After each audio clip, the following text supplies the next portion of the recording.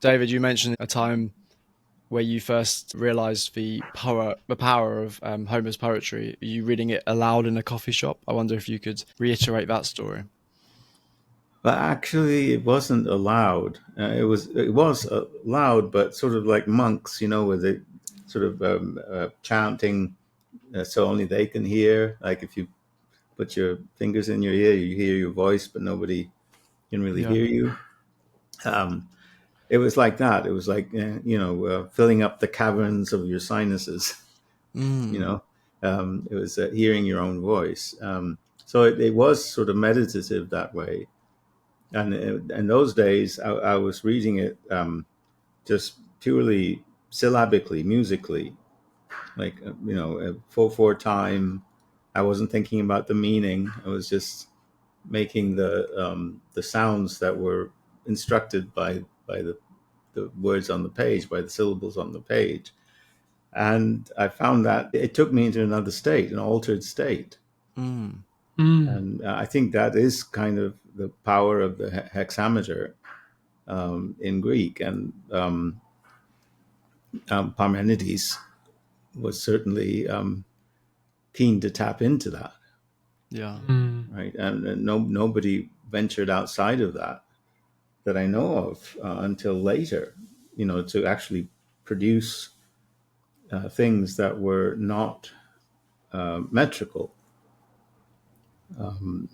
The lyric poems are danced out in a way that's really performative. It's not this repeating rhythm like Shakespeare's rhythm or something. Those were uh, sort of dramatic motions to words, and that's different. That I don't find trying to reenact those in any way meditative. Interesting. It's Mm. very much about making points. Every word counts.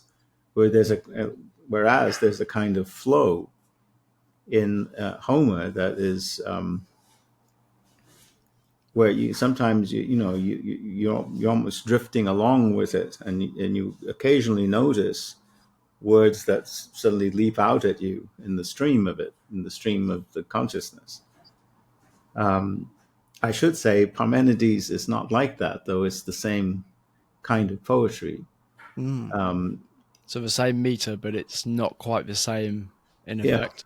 yeah. You have to pay attention to every word, and you get um, you're familiar with inflected languages, right? I mean that you don't have to have um, the thing you're talking about and the the notion, the being that possesses that thing in the same line.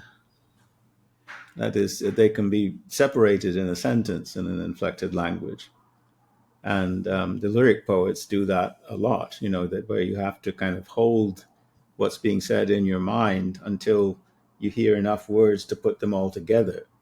It's not making sense as you go along the way English does with word order. Right.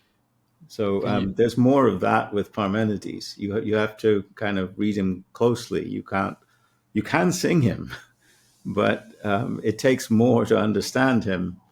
Um, you have to put things together in So what would he's that saying. what would that suggest about Parmenides in terms of whether he was more poet or philosopher, performer or writer? Um, I don't know to categorize him that way. I just what I know is that he's using words in the hexameter differently than Homer was. Um, the, the, the he's being, I don't know how to put this. That's in a way that's actually compelling. I mean, there's times when you have to parse what he's saying, um, and you have to reason logically about how this word is connected to that word and which word owns the other word, like which is the possessive and which is the possessed. Mm. And that's so something normal in prose and also in lyric poetry. In epic, there's something more transparent about what's being expressed. It kind of it seems that the related ideas are grouped naturally in the rhythm. It's not stretching your mind to connect the word he said just back there with what he's saying now, but he's modifying it with now. And that struck me reading Parmenides' hexameters, that it's not constructed. And you have the meter filled, and it runs. Hippoi taime perus in hoson tepitu mosikanoi. That's the first line we have of the mares that carry me as far as my spirit can reach. Mm. That is the horses, the mares, right? That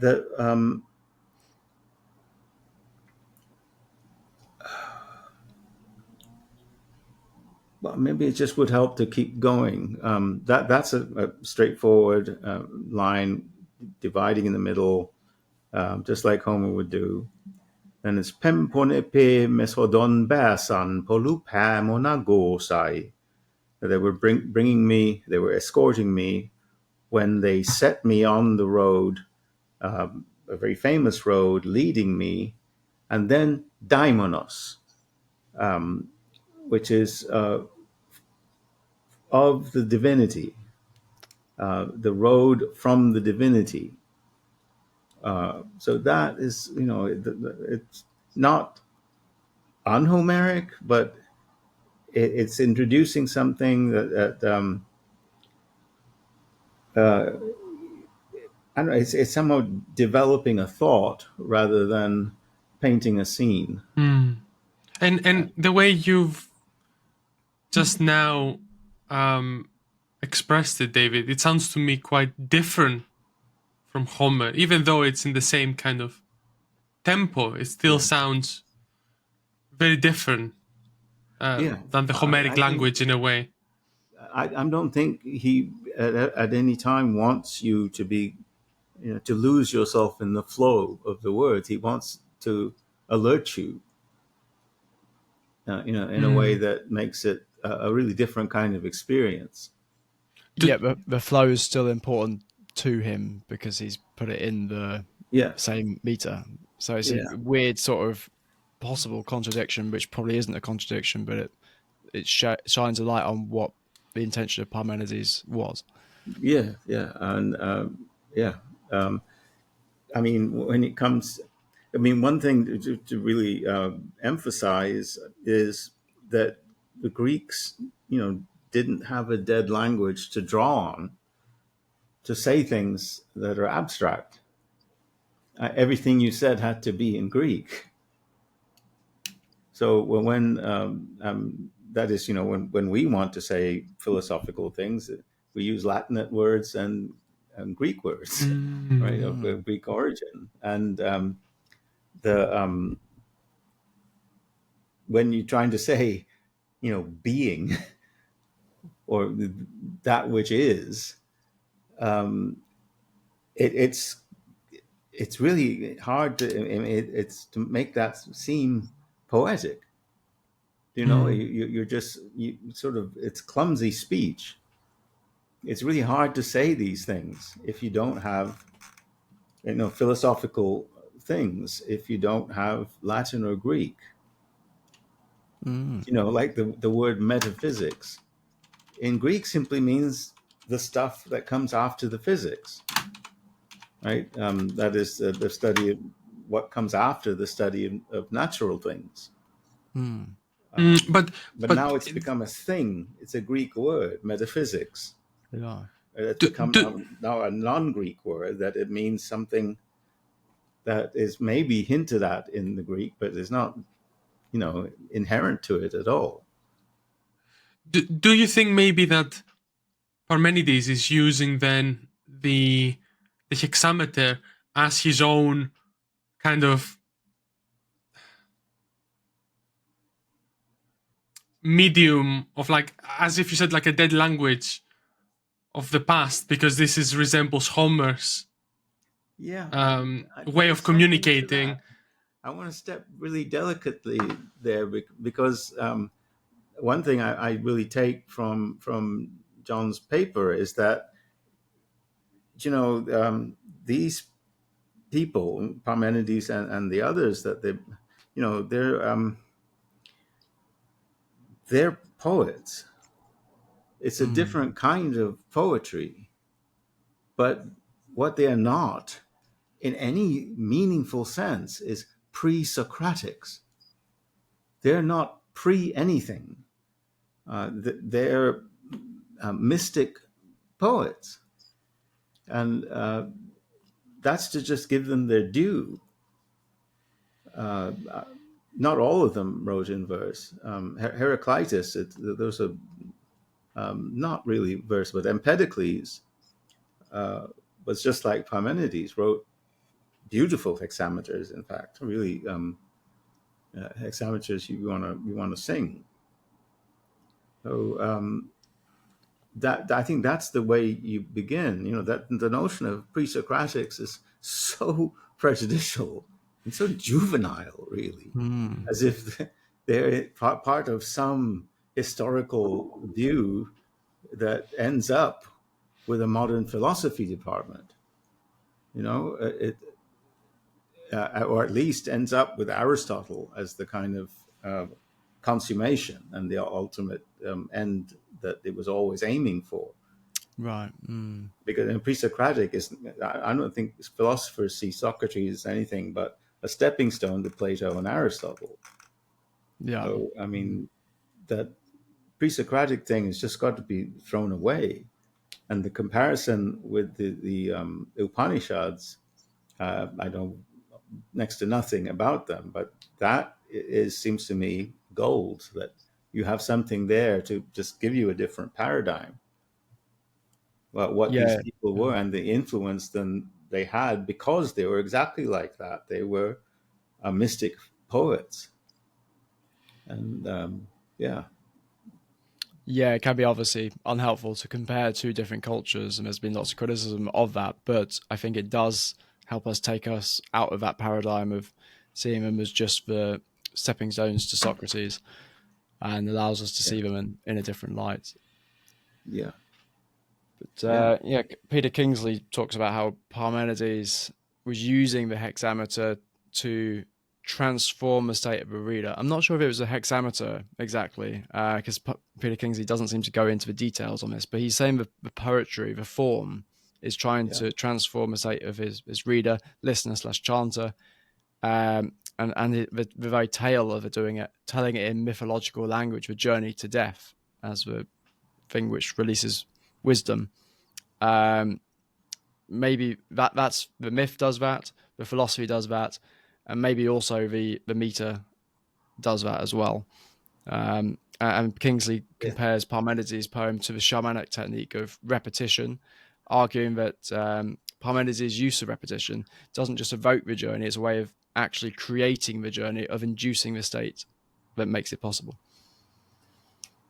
Yeah, I think that that's fair. You know, it makes a lot of sense. But I do think there's something different at the moment when you know he's really talking about being. You know, what the real the thing that you know that has unending and doesn't change and was not before and is not in the future, but it's on. You know that the thing that's like a ball.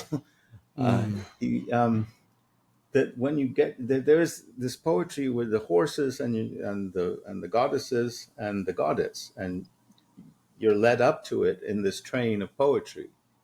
But when you get there, you get something that's kind of it's something new under the sun. It's still in that rhythm, but you're not in any sort of trance. You're thinking about mm, what is being said, and it's very strange what's being said. Nobody talks like that, you know. That's not, uh, to make a noun out of this. verb is. I mean, it's just I mean, it just says the word is. I mean, you have to do a double take if you're a normal Greek, I'm assuming, to figure out that he's actually nominalizing something there, and then you repeat it. You know, that's not the spell of poetry. That's interrupting the spell of poetry to um, to bring something to light. So it's a bit of a bait and switch. You know, you're pulled along on this mythic journey, but when the arrival takes you somewhere else. And yeah, I just think that I can't, you know, the achievement there. It's just, I call it an achievement because, you know, you wouldn't have the writings of Plato without this pioneer. That Plato's doing that all the time.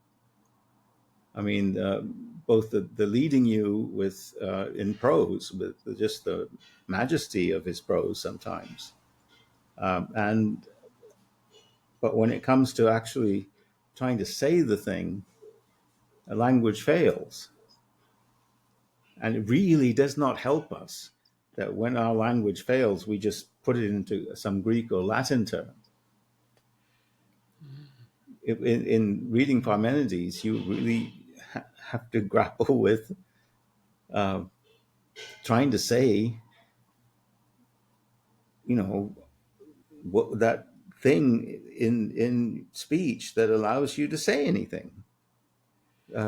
The verb, the, the being, right? I mean, it's just not something we do in English. We resort to these dead languages to find philosophical terms, and I think that's kind of a dodge. You're really not taking the journey unless you try and put it in words, not use words that were already, you know, fitted up for the purpose by starting with Cicero, you know, turning the Greek word for growth, phusis, into Latin natura, right? And you know, I've been saying Homer has no word for nature, but he does use this word once, Yeah. phusis, which became the word we translate in Aristotle as nature.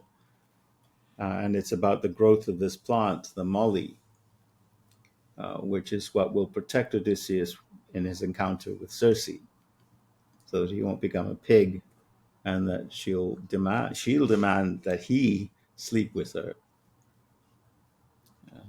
So yeah, um, I So think, you know, it just this was all about what you said about Kingsley. I think he's missed something there because uh, you know, it's literally a horse that leads you to the water, but to drink you got to you got, you know, you got to take the plunge. You can't just be ridden on the horse of the hexameter. right, interesting. Yeah, analogy. Yeah. So what would that be? So the horse is the poetic medium, or the philosophy itself, or both, and then the actual plunge is the well, you might say that the shamanic journey, or the Yeah, try. Yeah. yeah. Why not? Yeah, but you Okay. know, you using this shamanic. I don't know what that language comes from, or what, you know, what is that Native American? The shame. I It, mean, you name it, and then, you know, you're not saying it anymore.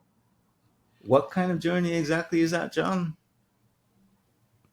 I mm, mean, do you mean psychedelic? That's also Greek way yeah, of I saying guess. something. How do you say that in English? Psychedelic. Um, Mm, yeah. So one way to do it is to break it down back into what the individual Greek words mean, but then that might not directly help us into. So yeah, yeah, psychedelic would be psyche, mind, and then delic, light, mind enlightening, yeah, um, or revealing. mind revealing. Yeah. Yeah, Um, but making it then clear. I can't remember actually what that last portion is, but the suke obviously is the soul, the mind. Yeah, and I think Delek links to Delos, so the island where Apollo was born, Oh, okay. which would make some sort of sense on multiple levels. But yeah, are you pointing at whether there's a mistake that we make in using terms to go back to, like, say, psychedelic, or because we're using the dead language, or shamanic, Yeah, and it's also the very it's a nature of way, words.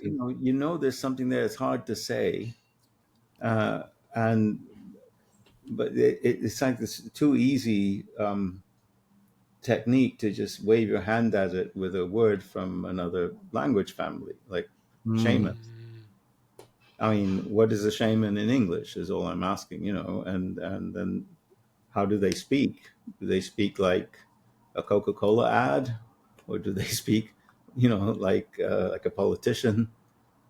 Are they right wing or left wing? What are you isolating when you talk about shamanic? Yeah, no, it's an interesting question to pose, because a lot of like, when I think of a shaman in English culture, it's like often in the modern world, it's people who've adopted other cultures in terms of they might be English themselves, but they've adopted sort of South American practices or Indian practices. So yeah, what would, but that maybe still doesn't help us in actually asking what a shaman is in terms of an English shaman. Yeah. Well, I mean, I think my own experience of that word, I should say, I'm not experienced with shamans, but is that they're not like professors. I mean, you can ask a question of a professor, but a shaman, you just try there to drink what he's outputting. Mm. They're a source, like a spring. They're not someone to have a debate with or a conversation with. No, it's someone who shows you, or induces a state which shows you, either one. Yeah. Well, I mean, in that sense, I think there is a way in which Parmenides is like that. There's all this language about preventing you from saying certain things. Don't say, this not is, not being. Um, it's like uh, there's all of this confusing way in which regular people talk, and he's trying to disclose something that prevents debate. So is It's he what suggesting that debate itself is mind, like the opposite of psychedelic? It's mind blinding. yeah, yeah. I do think he is. Yeah, And so his idea of saying, yeah, there's no such thing as not being, is more not just necessarily saying there's just one thing, because that's again saying that that's again the debate point. It's more saying that it's that the first distinction is between existence and non-existence, and there can't be non-existence, and therefore mm. the first distinction is fallacious, and maybe every other distinction is also fallacious. Yeah, yeah. No, there's I think something to really think about in terms of what pushed him to write this. I mean, and experience of debate, I think, is very much evident there. I wouldn't. I mean, his I don't know if his shamanic solution is a result of the experience of debate, where it really can seem that the not being is a thing. That is to say, opposites seem real. There's the Mm. pro and the con. There's the plaintiff and the prosecutor. Sorry, plaintiff and the accused, right? And it's I mean, that kind of debate, it seems to me, is just part of the Greek reality that he came out of, that may not have been what Homer came out of. I mean, if Yeah, I mean, there was a the feudal kind of world in which uh, Homer composed, or which he performed, that was not the world Parmenides was born into. The Mycenaean citadels were abandoned. Something horrible happened that baked those clay tablets, right? An atmospheric conflagration. Let's not forget that it was not some human event. can you The go into that a little bit atmosphere. more? Well, just about the fact of the Mycenaean demise was mm, not some climate change, this kind of nonsense that we talk about today. It was a catastrophic conflagration where the atmosphere was on fire. That's how you interpret the remnant buildings, and of course, how those clay tablets with the linear B and linear A on are preserved. right. These were the tablets that were not yet baked. Mm, The world baked them. So we right. have the snapshot of one day of horrific destruction where that entire castle system, the Mycenaean citadels, was destroyed. The whole society of it was destroyed. And um, the Greek cities grew up, we presume, right, in the aftermath of that. So you got the Uh, Greek Dark Ages, and then several yeah. hundred years later, the Greeks sort of re-emerge. But Yeah. you wonder how much of their previous culture they were able to rediscover, or whether it was able to sort of stay with them in some ways because a few people were able to transmit it, Yeah. Well, or whether. I don't actually believe in those dark ages. I Mm, mean, they are a result of mapping Greek findings onto Egyptian chronology. Mm. On the ground, Mycenaean objects are contiguous, in fact, overlapping archaic objects. You find them in the same site, so that it's. I don't believe that there were any dark ages, and But that there's no mystery why linear B is Greek to me. That used to be the great mystery. Everyone knew it couldn't be Greek because there were these several hundred years of dark ages, made up dark ages. It's just a mm. matter of matching the Greek findings, Greek objects to the Egyptian chronology, basically through the pottery, which was kind of traded all across the Mediterranean. But the reality is, for our purposes anyway, we don't have there need not be this problem of several hundred years. The Mycenaean situation ended suddenly. mm. And That's well, why. that's what I was gonna ask. What do you think was what do you believe it was the cause of all this destruction that happened during those Mycenaean Yeah, it was the times? gods. I mean, that was Mars, I believe, that Okay. did that. In what way? Um, well, Mars didn't always used to be where it is. That I think to be convincing about that, would take like a whole lot of volumes of evidence. But that what I believe is that Mars used to be an inner planet, and and Venus did not used to be anything.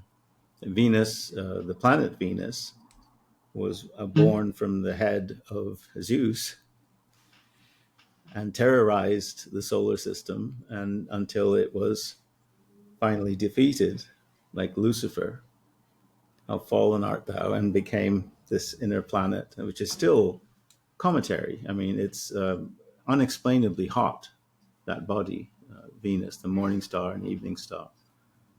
And it displaced Mars, which then passed over us. And I use those words advisedly, It was a Passover, and it became this body that then would terrorize us until the orbits buffered each other and left us in the kind of seeming equilibrium we live in today. But I don't think you can explain the natural history, the record of the Earth and of archaeology without catastrophes. And you can't explain the fact that everybody in the world, imaginable, every single human being in the world in those days worshipped the planets. And Venus, most particularly, after Zeus, Jupiter, and Mars, Ares. So was These there were then? gods that did things and then stopped doing things. So was there some planetary sequence of events which also connects with the ancient Greek mythology of things, of how Yes, things transpired? I believe that.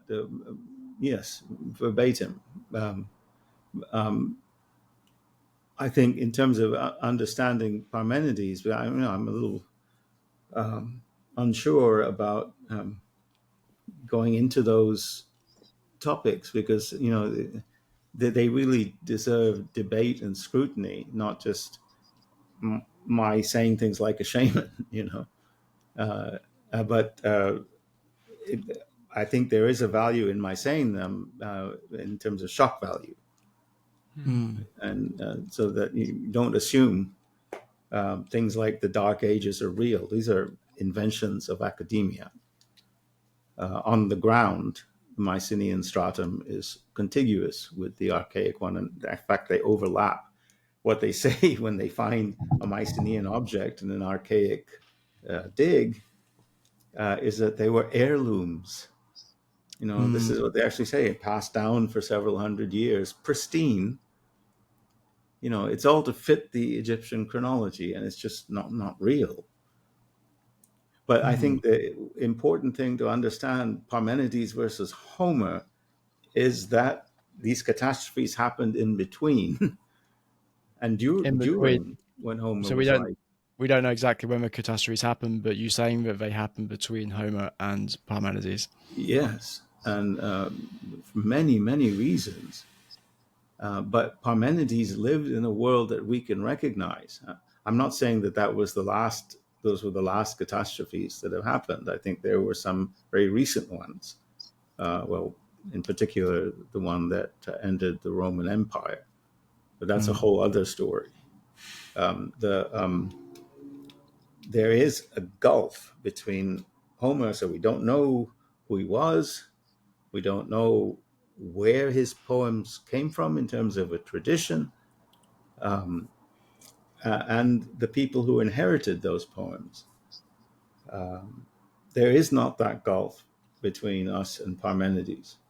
So would you accept the traditional view of Parmenides being dated to around 500 BC roughly, and would you say like where can we, in your opinion, confidently date Greek history, and when does it start becoming very hard to date? Dating, it's a mug's game. I just don't do it. Again, for shock value, I'll tell you what I believe.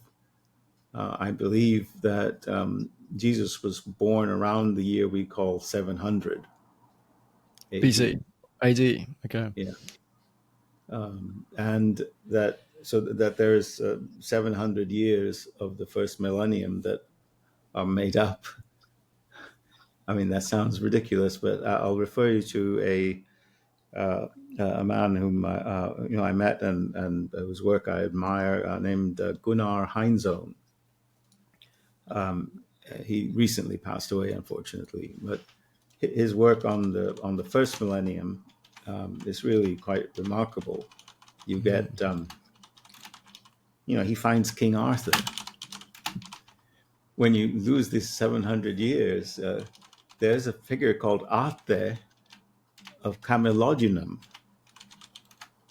who was in our dating first century BC, contemporary of Julius Caesar.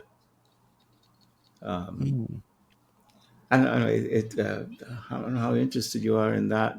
I mean, it's just that it, Parmenides was a knew the world we do, where there's the sun's path has equinoxes and solstices, and there's a North Star, and that the planets are quiescent. Right? I mean, there are things he says though that point to something that is not what we experience. I mean, he talks about this wreath, the fiery wreath. He speaks of Olympus as far beyond the sky, and not as some mountain in Thrace.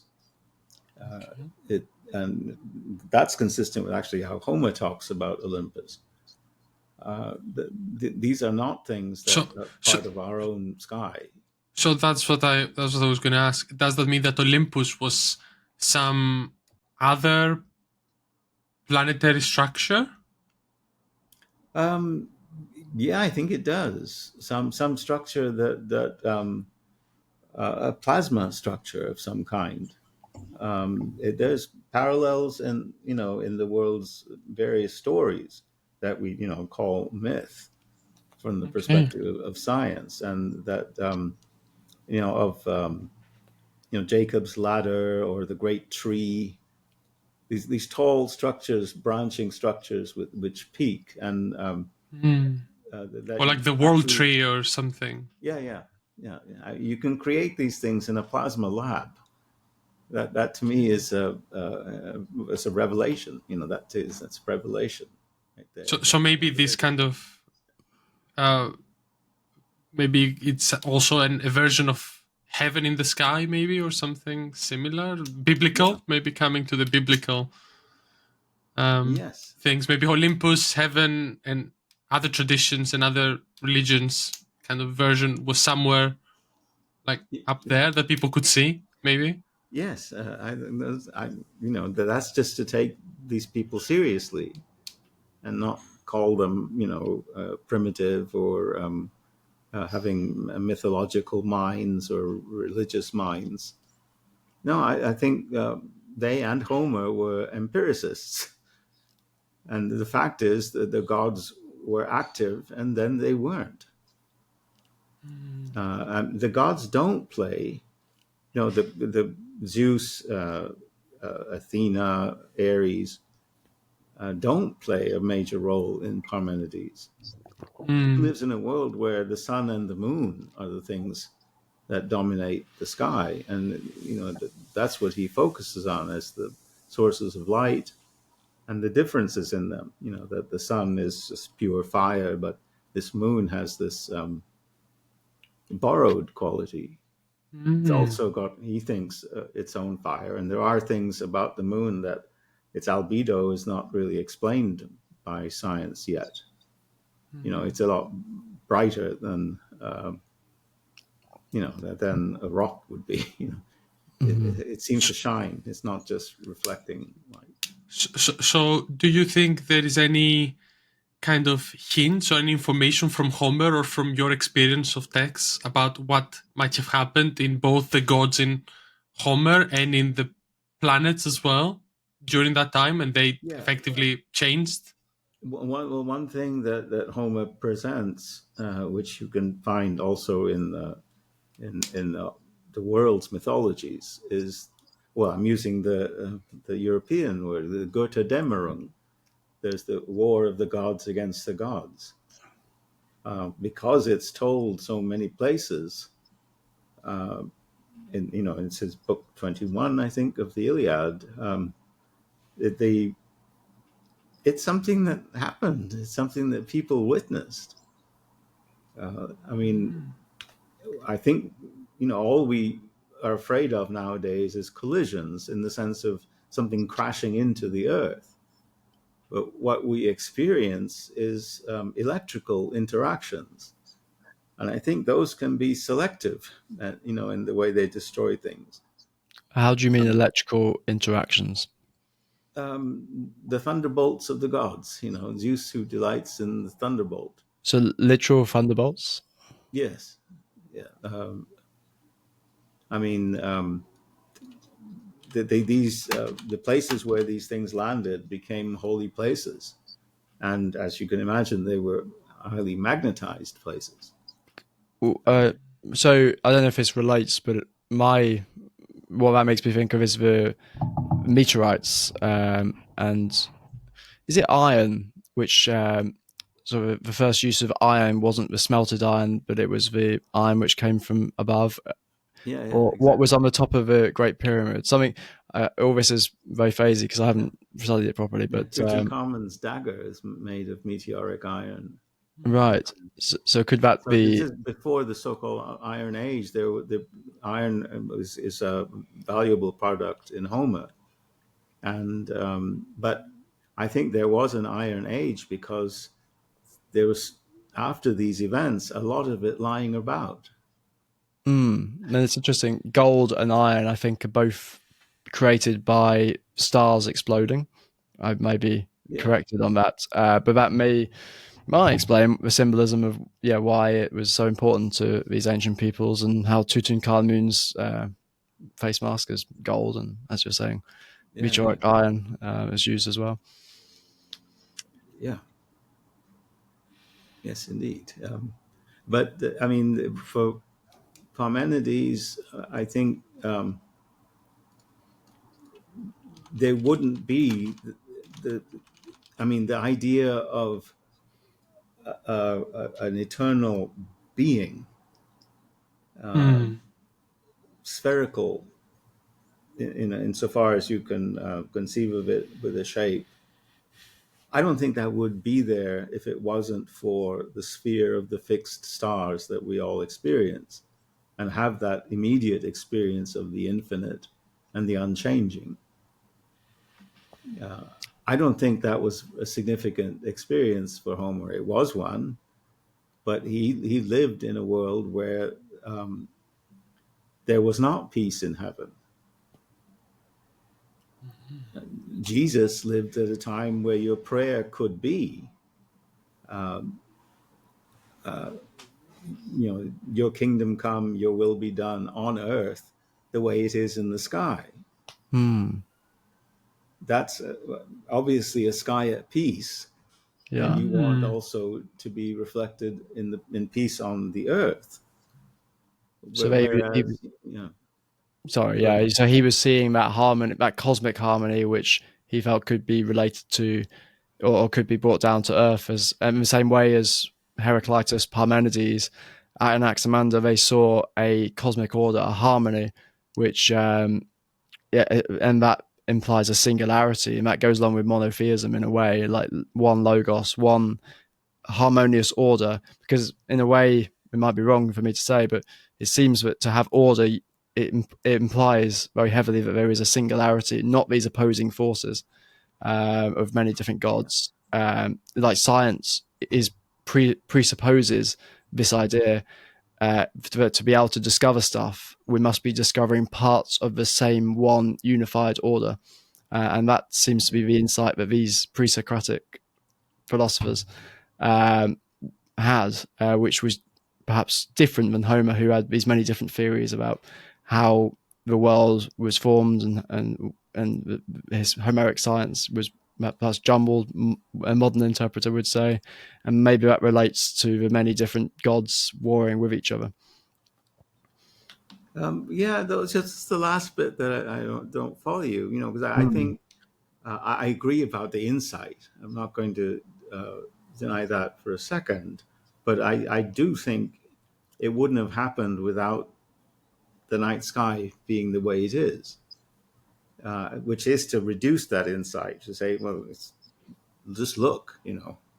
It's not. It doesn't take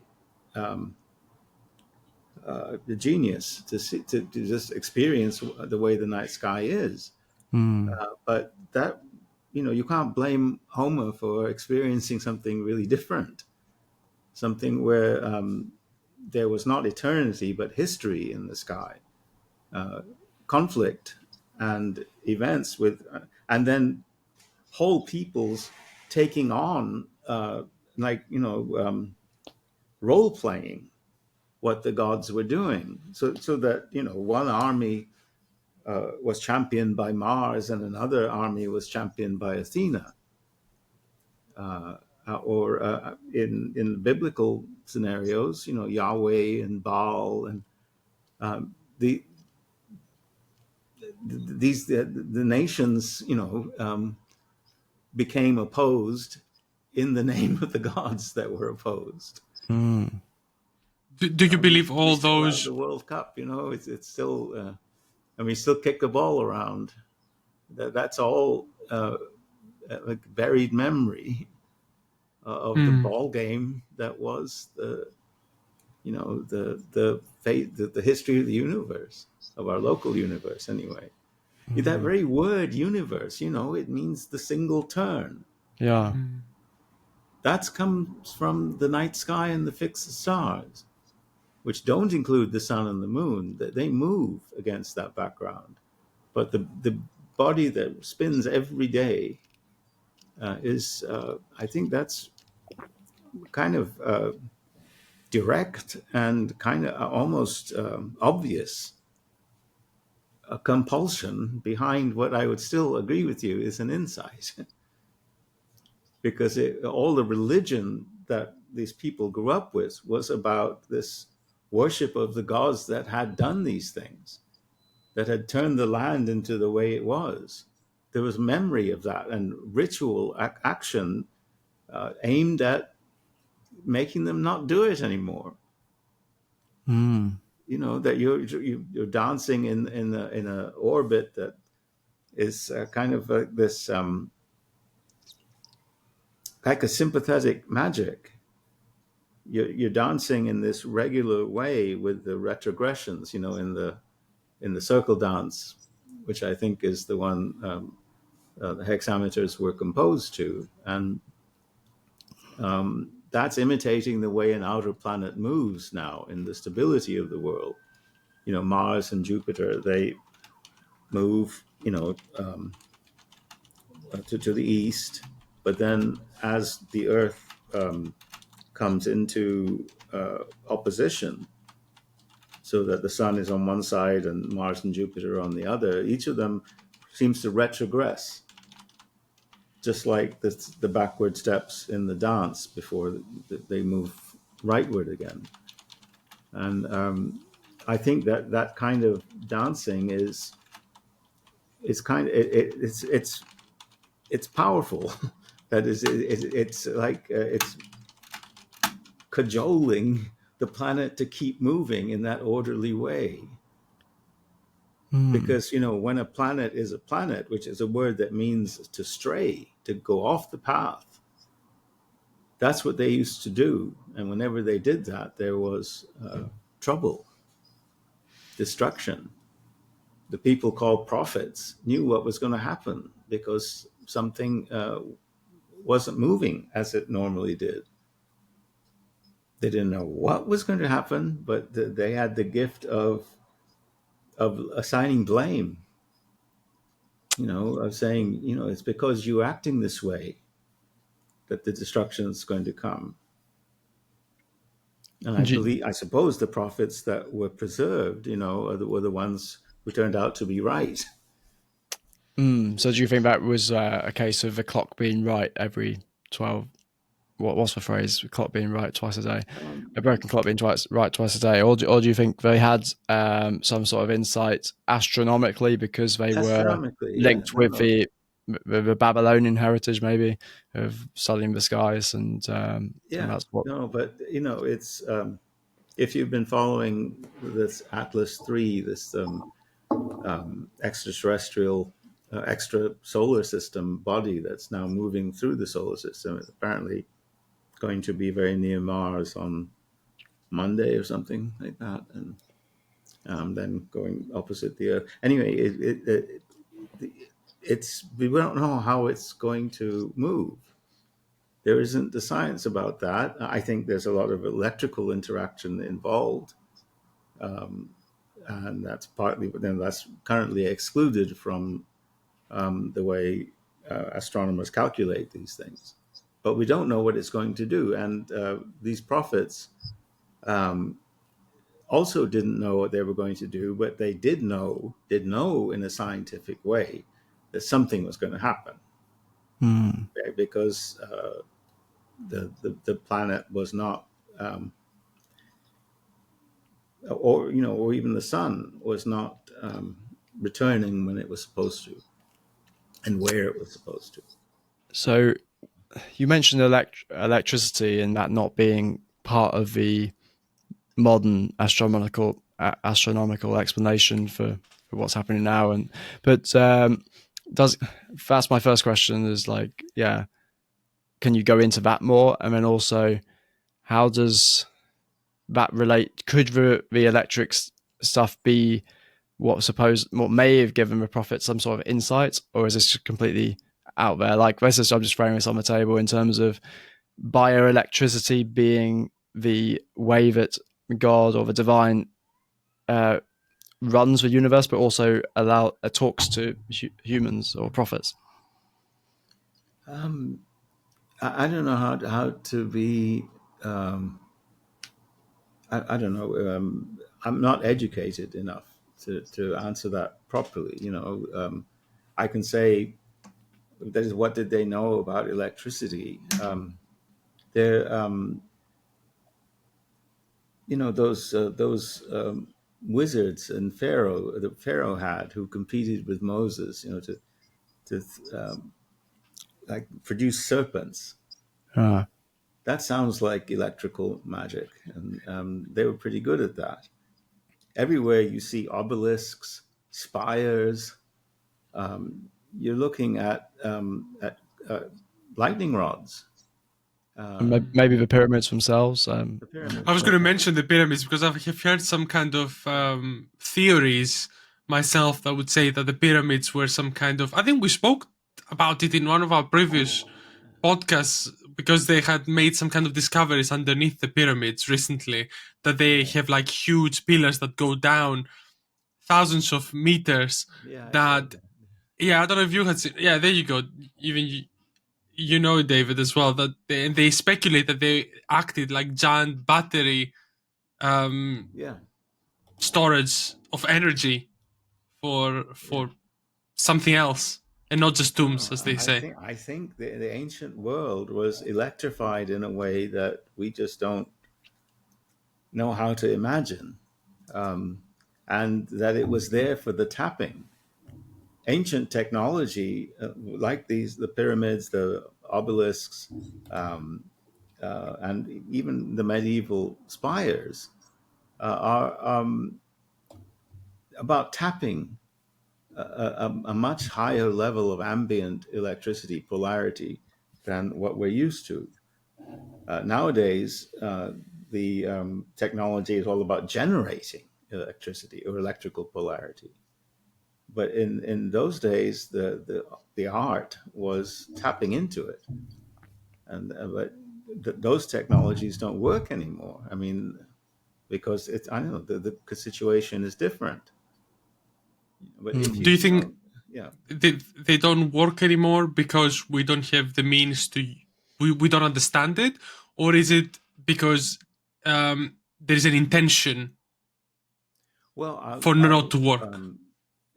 one possibility is that they were overloaded and are broken that way, by they're shorted.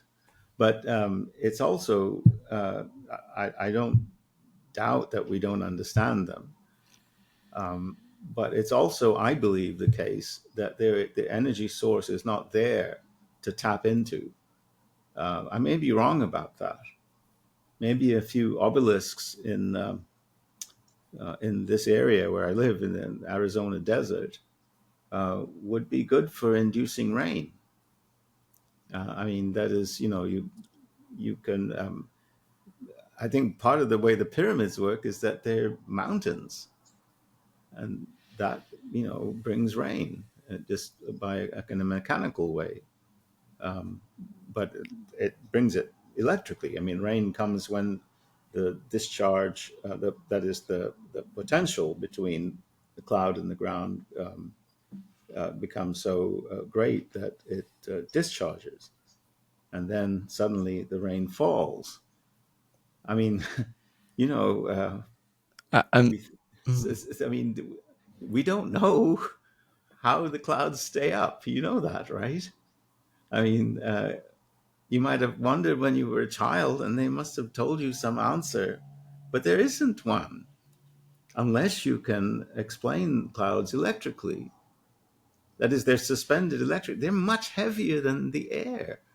Why? How can they stay up there? They're battleships over our heads. But it takes that electric discharge at the moment of the lightning, um, to release the potential difference so that suddenly these drops become heavy and they fall, right? I mean, that's what happens. and rain was, you can't understate how important rain was to ancient religion. A lot of people would say that's because that we needed rain to grow crops, and so the whole of human agricultural survival required the rain to come, and so they were worshipping the gods to bring rain.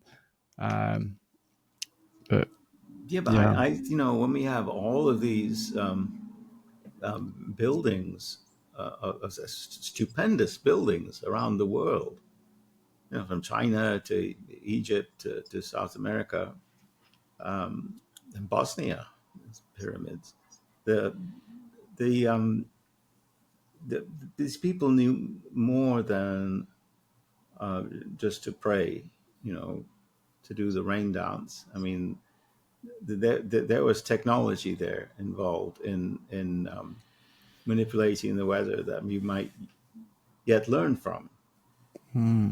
But I would add again, I think the conditions are different. I mean, we know that conditions have changed on this earth. That's the record in the rocks and the bones. I mean, almost none of these dinosaurs, certainly the flying ones, but none of those dinosaurs could walk under these conditions of gravity. They're impossible beings. They couldn't breathe, they couldn't walk.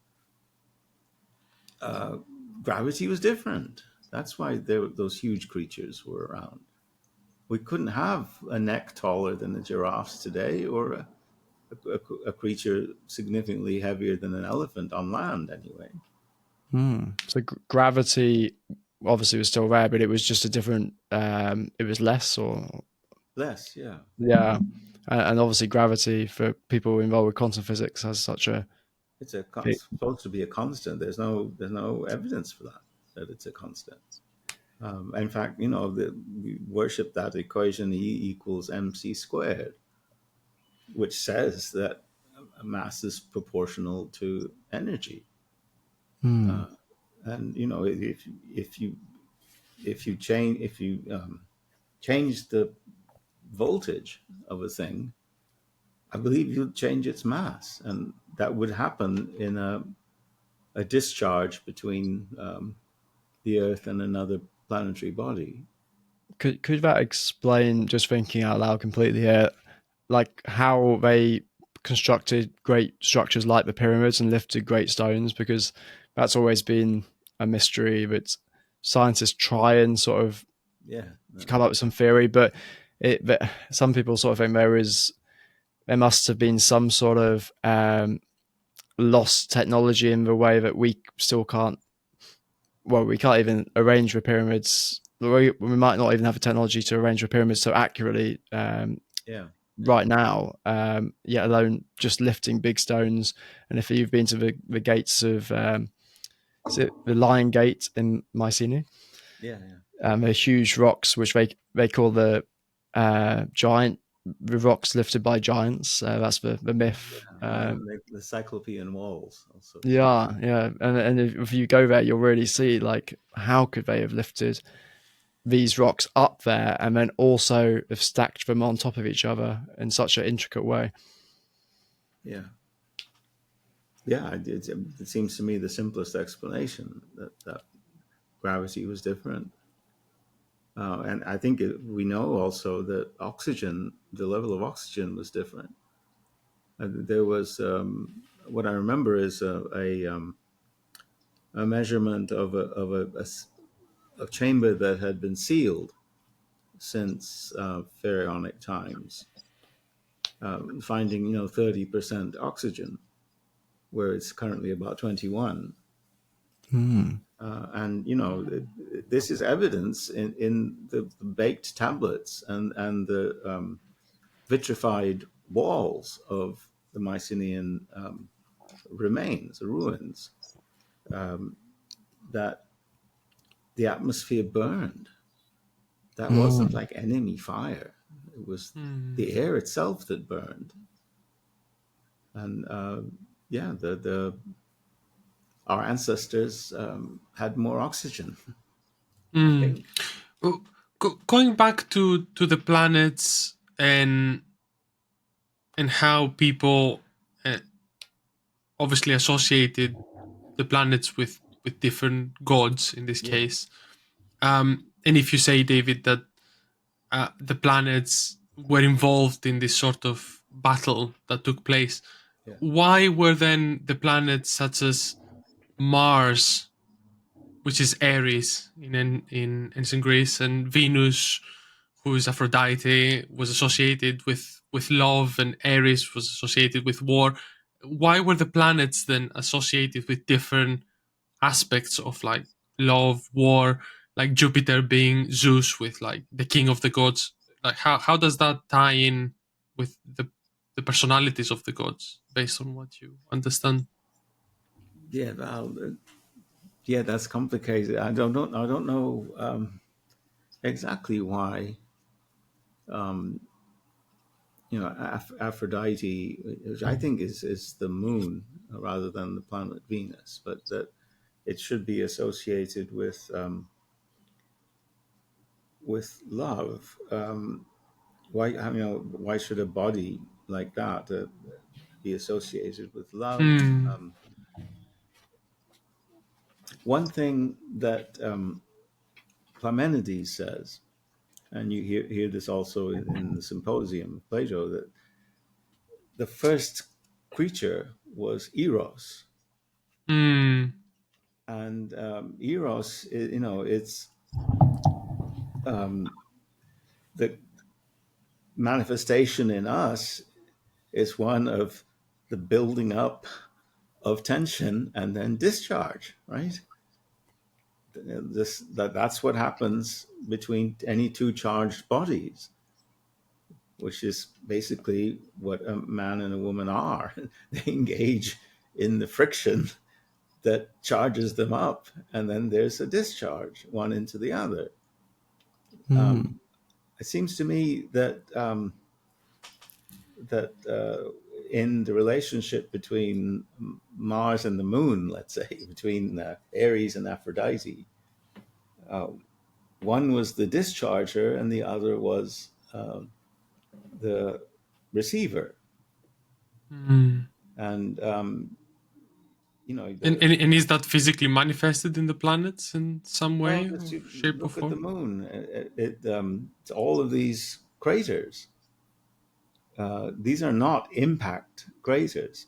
That's again, that's kind of stupidity of science that they just say these things over and over, and they make no sense. How can you have circular craters all over the moon from impacts? To make a circle, you have to have a perpendicular impact. And this is kind of just a rule of electric discharge, that it's perpendicular and that it's orthogonal to the surface. And I think that's what these craters are, most of them. On the moon is discharge craters. I think that's also what creates things like the Grand Canyon and the meteor crater, so-called meteor crater, where they never found the meteor. Is that the reference to the meteor crater that destroyed the dinosaurs? Sure, yeah. There may be things that actually collide into each other, but you may know that most of the meteorites meteors that encounter the Earth are vaporized. That's they are come with an alien charge and are destroyed by the Earth. It used to be taught, and it's still, I presume it's still true, that tons of meteorites are repelled by the Earth. I mean, repulsion you can only really explain electrically amongst the forces we're familiar with. And the ones that do make it to the Earth explode in the air. That can't be explained just from friction. Yeah, because I think a lot of people would just say that it's the atmosphere and the friction with the atmosphere I that don't that think effectively in the speed. it doesn't account for the incredible light show that you get with those meteorites. Some of which don't actually reach the Earth, but just explode. That's an inner tension that's caused by its alien potential. It has a significant potential in relation to the Earth. The surface of the Earth is negatively charged, and they explode because of their electrical tension induced by being so close to the Earth, and that explains all the heat and the light. The friction does not. In my opinion, I think that's demonstrable, though. I mean, the scientists themselves don't explain the manifest heat and light. These are also people, that will say, I'm sure you've heard this, that comets are dirty snowballs. But every time we've visited them, actually landed on them, shot bullets at them, they're rocks, right? They're rocks. And these rocks travel on elliptical orbits, which means they go they cross over the different areas of potential in the sun's field. So they gather a charge, and they discharge. That's what a tail is. It's not like off gassing. These tails are collimated. Some of them point at the sun. That's what actually this Atlas 3 is doing now. You can't explain that in this gravitational universe that that is the sort of the dogma, the church dogma of the academy. It's that universe that produces black holes and dark matter and dark energy. These are needed to satisfy the equations of a gravity-only universe. And it's another dogma of theirs that what electricity there is completely balanced. So it doesn't do anything in the cosmos. So you think obviously that gravity still exists, but there's a role of energy, electricity, which is important or underplayed or misunderstood. Yeah. This is conventional wisdom. The force of electricity is 10 to the 37th times stronger than the force of gravity. I mean, it's not even remotely on the same scale. And these are the forces involved, magnetic and electric forces in the atom. So, I mean,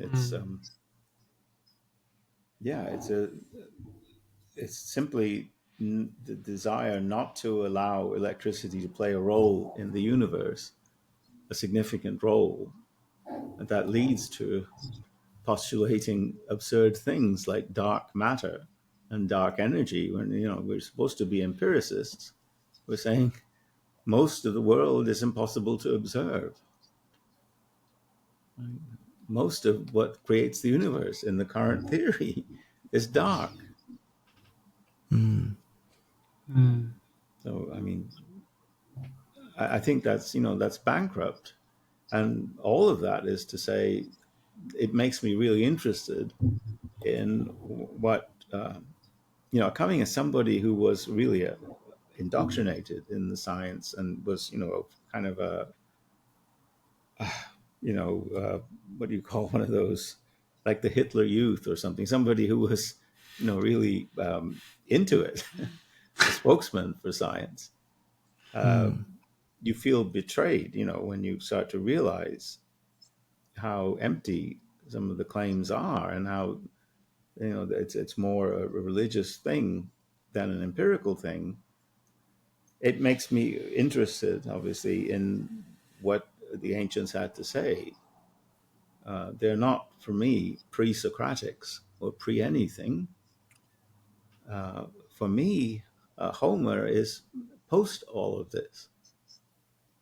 I'm not so sure about Parmenides, but Homer seems to me to be post-religious and post-scientific somehow.